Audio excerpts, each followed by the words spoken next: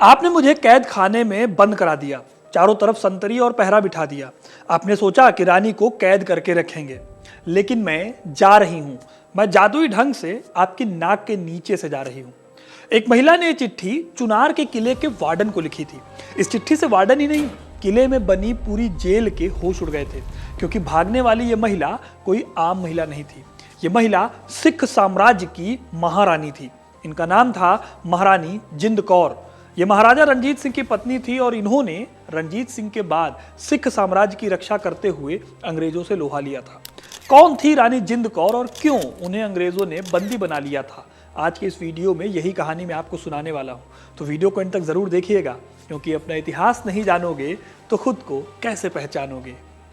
सिख साम्राज्य के पहले महाराजा रणजीत सिंह की कई रानियां थीं, लेकिन महारानी का दर्जा सिर्फ जिंदा कौर के पास ही था। ये वही रानी थी जिन्होंने महाराजा रणजीत सिंह की मौत के बाद अंग्रेजों का विरोध किया था, क्योंकि अंग्रेज हर कोशिश कर रहे थे सिख साम्राज्य को हड़प कर पंजाब को ब्रिटिश राज में लाने की।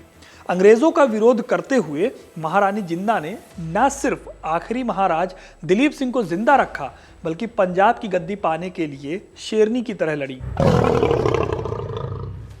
सिख साम्राज्य के इतिहास में रानी जिंद कौर का कद बढ़ना शुरू होता है साल 1845 के बाद से, जब पहले एंग्लो सिख वॉर में सिखों की हार हुई। इस हार के बाद से खालसा दरबार लगना बंद हो गया।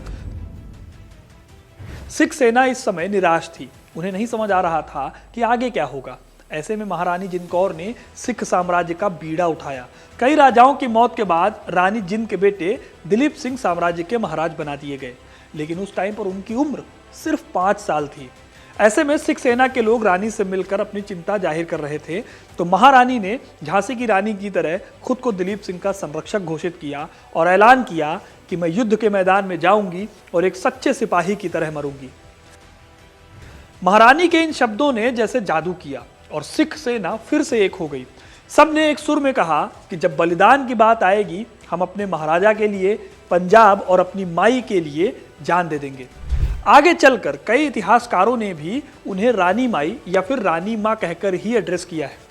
वैसे महारानी ने खुद को संरक्षक डिक्लेयर तो किया था, लेकिन इसका विरोध भी खूब हुआ। जिंद कौर को खाली अंग्रेज नहीं, बल्कि साम्राज्य के अंदर भी कुछ लोग ऐसे थे जो पसंद नहीं करते थे।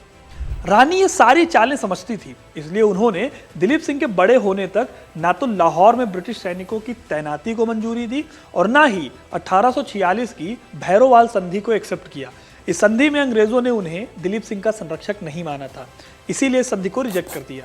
रानी लगातार विरोध कर रही थी, अपने स्टेट के अंदर के लोगों का और बाहर सिख साम्राज्य पर नजरें गड़ाने वाले अंग्रेजों का।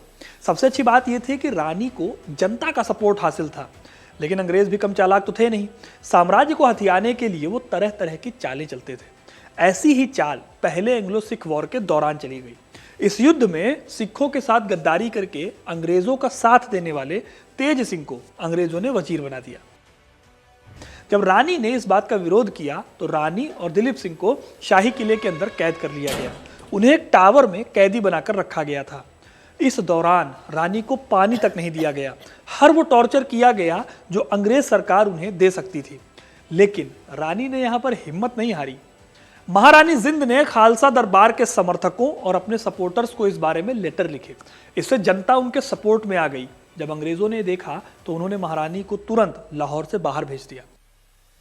यही नहीं, उन्हें अपने छोटे बेटे और महाराज दिलीप सिंह से अलग करके जिंद शेखुपुरा जेल में बंद कर दिया गया। लेकिन रानी की हिम्मत ने अभी जवाब नहीं दिया था। इस जेल में रानी का एक जासूस काम करता था। रानी ने उसके हाथों सिख साम्राज्य के लोगों को अपने ऊपर होने वाली ज्यादतियों के बारे में बताया। इससे उनका समर्थन करने वाले लोग उनके सपोर्ट में उतर गए। इतिहासकार हैं चित्रा बनर्जी। वो लिखती हैं, मुल्तान में शेर सिंह अटारी वाला और उनके पिता चतर सिंह, इन्होंने सेना जुटाई और रामनगर में अंग्रेजों पर हमला किया। दोस्त मोहम्मद ने अपने बेटे के नेतृत्व में अफगान घुड़सवार सेना का दस्ता मदद के लिए आगे भेजा। ऐसा लग रहा था कि पंजाब फिर से अपनी आज़ादी हासिल कर लेगा, लेकिन इसी बीच अंग्रेजों ने पूरे भारत से सेना लाकर पंजाब में लगा दी और सिखों के राजा गुलाब सिंह ने गद्दारी कर दी। इसी वजह से ये युद्ध सिख फिर से हार गए। सिख सेना के पास गोला बारूद खत्म हो गया और आखिर में अटारी वाला को सरेंडर करना पड़ा। जिंद कौर आगे कोई विरोध ना कर पाए, इसीलिए अंग्रेजों ने उन्हें चुनार के जेल में बंद कर दिया।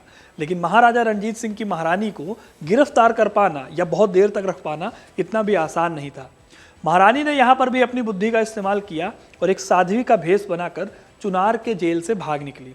इस किले की खासियत ये है कि ये किला गंगा नदी के किनारे बना हुआ है। जब जिंद कौर जेल से भागी तो महीनों जंगल, नदी और पहाड़ पार करके वो पहुंची नेपाल। तब नेपाल के पीएम थे जंग बहादुर। जंग बहादुर ने रानी को पनाह दी। नेपाल आते ही रानी फिर से अपने काम में लग गई, पंजाब को आज़ाद कराने के काम में। उन्होंने नेपाल से पंजाब के विद्रोहियों और इलाहाबाद में बंद राजनीतिक कैदियों से कांटेक्ट किया। वो हर हाल में पंजाब से अंग्रेजों को भगाना चाहती थी। उन्होंने इस दौरान अपने बेटे दिलीप सिंह से कांटेक्ट किया, लेकिन उनकी किस्मत अच्छी नहीं थी। नेपाल में इन कामों की वजह से जंग बहादुर और रानी जिंद के बीच में खटास पैदा हो गई। रानी अब तक बूढ़ी हो रही थी और उनकी नज़र भी कमज़ोर हो चली थी। आगे चलकर इसी दौरान 1857 का विद्रोह भी शुरू हो गया। जब 1857 का विद्रोह हुआ तो जिंद कौर ने पंजाब में ब्रिटिश विद्रोहियों को पत्र लिखे और बनारस और इलाहाबाद में भारतीय रेजिमेंट के कमांडरों से कांटेक्ट किया। भारत में जिंद कौर की ब्रिटिश विरोधी गतिविधियों से तंग आकर दिलीप सिंह को आखिरकार 1860 में अपनी माता को इंग्लैंड ले जाने की परमिशन दी गई। एक तरफ जहां रानी पंजाब को आजाद कराने की जिद पर अड़ी हुई थी, वहीं दूसरी तरफ दिलीप सिंह वो पूरी तरह से अंग्रेजों की चाल ढाल में रंग चुके थे। अंग्रेजों ने भी इस बात का खूब ध्यान रखा कि जब रानी इंग्लैंड जाए तो दिलीप सिंह से कम मिले, ताकि दिलीप सिंह को भड़काया ना जा सके। इस बीच इंग्लैंड में रानी की तबीयत खराब हो गई और फिर उन्हें बचाया नहीं जा सका। साल 1863 में इंग्लैंड में उनकी मौत हो गई। उनकी आखिरी इच्छा थी पंजाब में अंतिम संस्कार की, वो भी पूरी नहीं हो पाई क्योंकि पंजाब सरकार ने इसकी इजाज़त नहीं दी। फिर उनका अंतिम संस्कार नासिक में गोदावरी के तट पर किया गया और एक छोटी सी समाधि भी बनाई गई। बाद में दिलीप सिंह की बेटी शहजादी बांबा ने अपनी दादी की अस्थियां महाराजा रणजीत सिंह की समाधि के पास ले गई और वहां लाहौर में उनको दफना दिया। भले ही जिंदा की समाधि पहले मुंबई में और फिर लाहौर में बनाई गई, लेकिन महारानी पंजाब के इतिहास में एक महत्वपूर्ण किरदार हैं जिन्हें हमेशा एक नायिका के तौर पर याद किया जाता है। तो दोस्तों, ये थी कहानी महारानी जिंद कौर की। आपको ये कहानी कैसी लगी हमें कमेंट करके ज़रूर बताइएगा। वीडियो को लाइक और शेयर करना ना भूलें और ऐसी इंटरेस्टिंग कहानियों के लिए हिस्ट्री कनेक्ट को सब्सक्राइब जरूर करें। धन्यवाद।